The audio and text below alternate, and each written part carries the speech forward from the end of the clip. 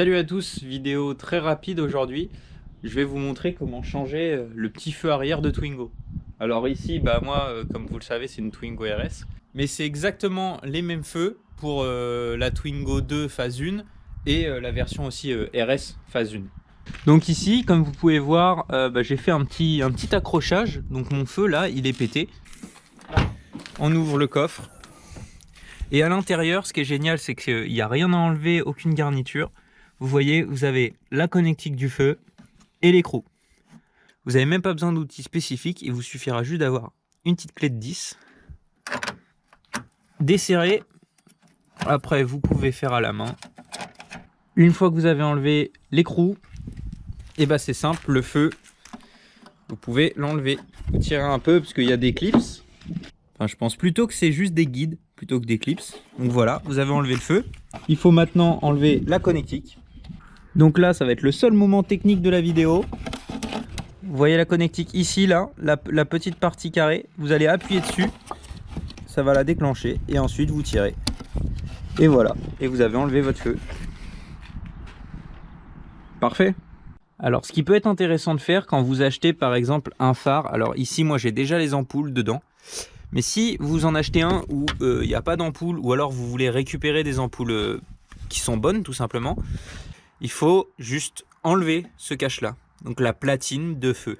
Pour ça, rien de plus simple, vous faites levier ici, vous faites la même chose en bas, et ensuite vous venez décoller la platine. Alors à une main, c'est pas facile, mais là, et voilà, on y est. Vous faites sortir ça comme ceci.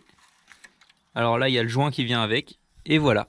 Là, vous avez toutes vos ampoules. Et voilà, si vous voulez les changer, vous pouvez. Et ici, on peut voir en plus de ça, c'est intéressant, que mon ampoule est un peu oxydée. Si jamais vous avez besoin, vous remettez les ampoules que vous avez dans votre phare cassé, vous le remettez dans votre nouveau phare, si vous n'en avez pas. Et après, tout simplement, on fait les mêmes étapes à l'envers pour remonter le feu. On prend notre phare, on le positionne à peu près. On commence par remettre la connectique jusqu'à entendre le clic et sentir le clic en fait, tout simplement. Après vous regardez si elle tient bien. Vous remboîtez le feu dans sa position en faisant gaffe bien sûr au joint ici qui passe. Il faut qu'il passe au-dessus du feu. Il faut que vous fassiez gaffe à pas l'écraser. Vous remettez la vis pour tenir le feu, pour pas qu'il s'en aille forcément sur la route. Vous le vissez à la main. Vous finissez par mettre un petit coup de serrage à la clé de 10 plate. Voilà, vous serrez, tac tac. Et dès que vous sentez que ça se durcit, vous serrez un petit peu plus, mais pas trop. Voilà. Voilà, là c'est bon. Serrez pas plus parce qu'après vous allez casser la vis et après c'est mort, va falloir racheter un feu, donc pas fou. Et voilà, le tuto est déjà terminé. C'est vraiment quelque chose que tout le monde peut faire. C'est très simple, il n'y a même pas besoin d'une caisse à outils. C'est une clé de 10, tout le monde a des clés plates et ça vous évitera de payer une blinde à un garage, tout ça pour un feu que moi j'ai trouvé à la casse pour 30 balles.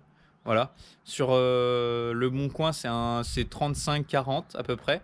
J'espère que la vidéo vous aura plu, vous aura aidé. Et puis on se retrouve pour une prochaine vidéo. Allez, salut. So I can't lose no sleep, be anyone but me. True, you have to dig real deep to reveal that